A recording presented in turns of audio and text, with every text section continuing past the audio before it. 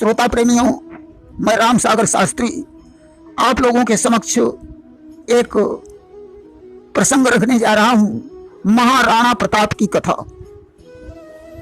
देखिए, आप सभी लोगों ने महाराणा सांगा का नाम सुना होगा। राणा सांगा रायमल के पुत्र थे, जो चित्तौड़गढ़ के सम्राट थे। चौसा के युद्ध में राणा सांगा की मृत्यु बाबर के द्वारा हो गई थी।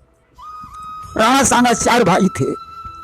राणा सांगा, पृथ्वीराज, जयमल और शेषा। राणा सांगा की एक बहन थी जिसका नाम आनंदी बाई था। राणा सांगा की पत्नी का नाम कर्मवती था। कर्मवती ने एक पुत्र को जन्म दिया था जिसका नाम उदय सिंह था। राणा सांगा की मृत्यु के समय उदय सिंह छोटा था, इसलिए राणा सांगा की मृत्यु के पश्चात राज्य का दायित्व विक्रमादित्य को दिया गया। पृथ्वीराज, जो राणा सांगा के भाई थे, उनकी दासी के द्वारा एक पुत्र पैदा हुआ था जिसका नाम बनवीर था। बनवीर 35 वर्ष का था। वह बड़ा क्रूर, निर्दयी और निर्मम व्यक्ति था। चित्तौड़ का राजा बनने के लालच में उसने सोते हुए विक्रमादित्य की हत्या कर दी और उदय सिंह को भी मार डालने का प्रयास करने लगा। उसने उदय सिंह की संरक्षिका धाय को लालच दिया कि तुम उदय सिंह की हत्या करने में मेरी मदद करो। पन्ना ने कहा, मेरे जीते जी उदय सिंह पर आंच नहीं आ सकती है। पन्ना जानती थी यह हत्यारा उदय सिंह को जरूर मार डालेगा। उसने उदय सिंह की चारपाई पर अपने पुत्र चंदन को लिटा दिया और एक बारी की टोकरी में रखकर उदय सिंह को बाहर निकाल दिया। उदय सिंह कुंभलगढ़ में पहुंच गया और इधर बनवीर ने उदय सिंह समझकर उसके पुत्र चंदन को मार डाला। बड़े होने पर उदय सिंह के 2 विवाह हुए। इनकी पहली पत्नी का नाम जयवंती बाई था, जिससे राणा प्रताप और शक्ति सिंह का जन्म हुआ, और दूसरी पत्नी का नाम धीराबाई था, जिससे जगमल का जन्म हुआ। बड़े होने पर जगमल मेवाड़ के राज सिंहासन पर बैठा। उसके राज्य में प्रजा बड़ी दुखी रहती थी। अजमल सिर्फ आत्म सुख की भावना से जी रहा था। वह हमेशा शराब के नशे में डूबा रहता था। सिंहासन पर बैठते ही उसने अकबर से दोस्ती कर ली। एक बार जगमल ने अपने चाटुकारों के कहने पर प्रजावती विधवा स्त्री की हत्या करवा दी। प्रजावती तो हमेशा प्रजा के हित में लगी रहती थी। इसकी हत्या हो जाने पर प्रजा में आक्रोश उत्पन्न हो गया और सभी लोग मिलकर प्रजावती के शव को लेकर राष्ट्रनायक चंदावत के घर पहुंचे। चंदावत देश के संरक्षक थे। प्रजा ने चंदावत से कहा, मेवाड़ में इस प्रकार का शासन चल रहा है, हम सभी लोग त्रस्त हैं, अतः आप देश की भलाई के लिए उचित राजा की नियुक्ति करें। प्रजावती की हत्या से चंदावत बहुत दुखी हो गए। इसी बीच मेवाड़ में भिक्षा मांगने के लिए कोई भिखारिन आ गई। जगमल के क्रूर सैनिकों ने उस भिखारिन को पकड़ लिया और जगमल के पास लेकर चल पड़े। इस अत्याचार को देखकर राणा प्रताप के अनुज शक्ति सिंह ने क्रूर सैनिकों से उस भिखारिन को छुड़ाया। इस घटना को बताने के लिए शक्ति सिंह भी चंदावत के घर पहुंचे।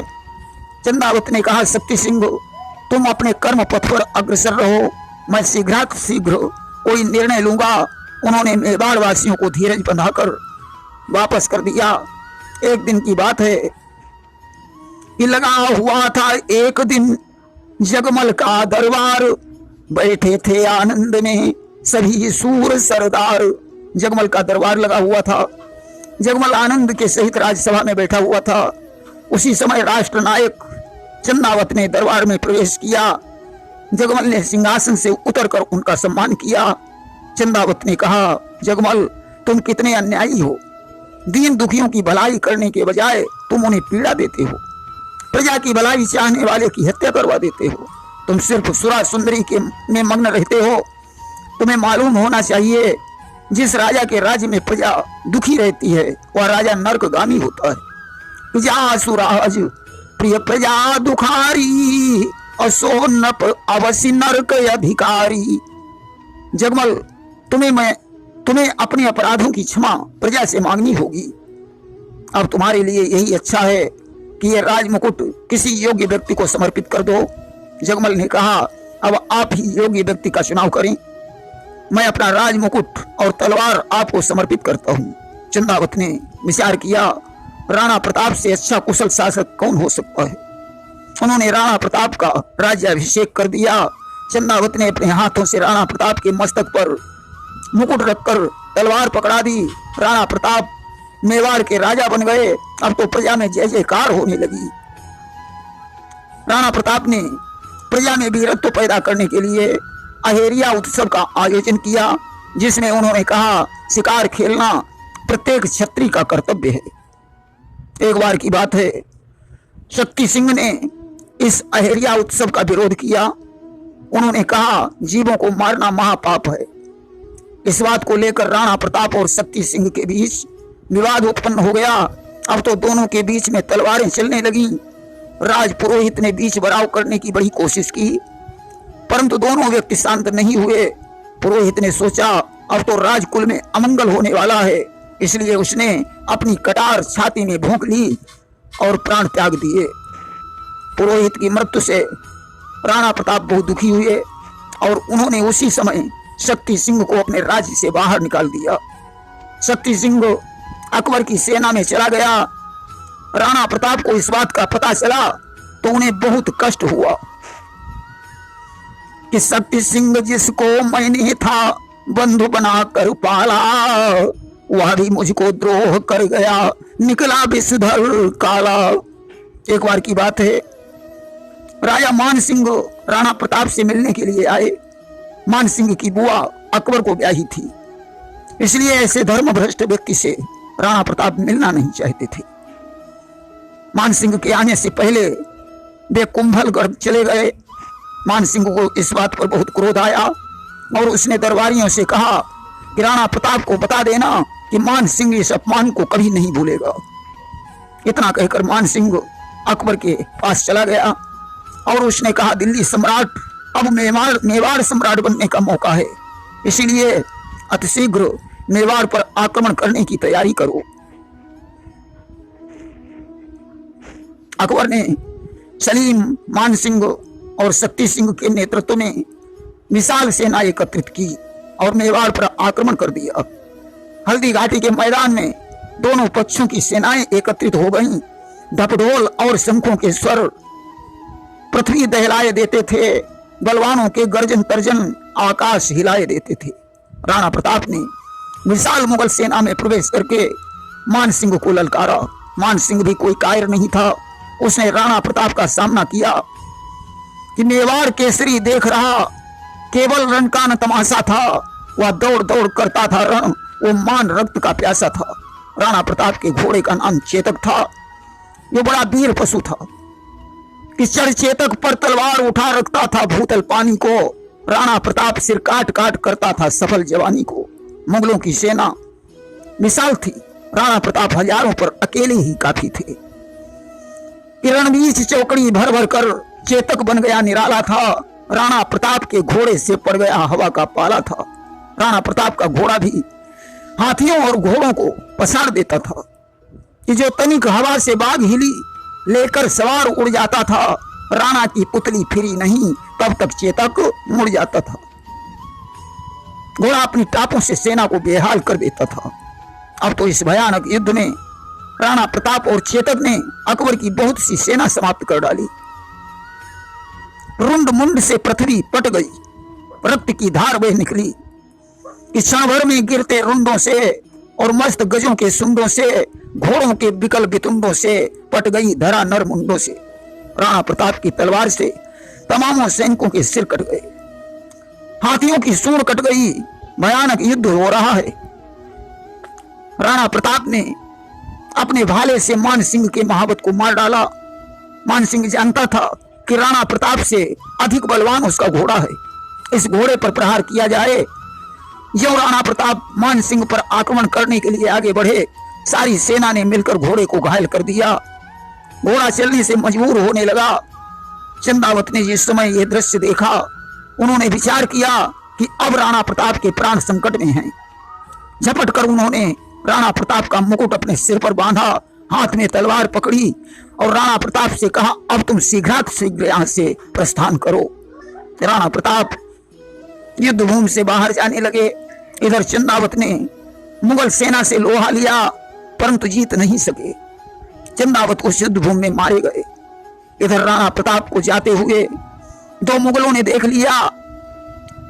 वे उनके पीछे दौड़ पड़े। शक्ति सिंह समझ गए ये हमारे भाई को मार डालेंगे। जब एक लहू है दोनों का, तो आए क्यों कर जोश नहीं। भाई भाई की विपदा में रह सकता है खामोश नहीं। आज भ्रातृत्व की भावना उमड़ पड़ी। शक्ति सिंह ने उन दोनों मुगलों को मार डाला। अब तो राणा प्रताप शक्ति सिंह से गले मिले, आपस का सारा बैर धुल गया। उसी समय चेतक खड़े खड़े एकदम गिरा और उसका प्राणांत हो गया। अब तो राणा प्रताप रोने लगे कि चेतक मेरे बंधु प्रिय सखा, जन्म जन्म के साथी, अमर वीर हल्दी घाटी के इतनी जल्दी क्या थी। हे चेतक, राणा प्रताप तो सिर्फ तेरे ही बल पर युद्ध करता था। अब मैं तेरे बगैर दुश्मनों से अपना बदला कैसे चुकाऊंगा। इधर हल्दी घाटी का युद्ध समाप्त हो गया, परंतु राणा प्रताप ने अकबर से हार नहीं मानी। उन्होंने प्रण किया कि प्रण मेरा, मैं मातृभूमि को पुनः स्वतंत्र करूंगा, या स्वतंत्रता की बेदी पर लड़ता हुआ मरूंगा। जब तक तन में प्राण लड़ेगा, पल भर चैन न लेगा। सूर्य चंद्र टल जाए लेकिन व्रतना मेरा टलेगा। राणा प्रताप अपनी पत्नी लक्ष्मी और अपने पुत्र अमर सिंह तथा अपनी पुत्री चंपा के सहित अरावली पर्वत के वन में चले गए। वहां उन्होंने एक झोपड़ी बनाई और उसमें निवास करने लगे। शक्ति सिंह सन्यासी बनकर देश में विचरण करने लगे। प्रजा में उन्होंने देश प्रेम की भावना जगाई। शक्ति सिंह चाहता था अकबर और राणा प्रताप की संधि हो जाए तो देश में शांति और एकता कायम हो जाए। एक दिन की बात है, राणा प्रताप के पास एक सन्यासी आया।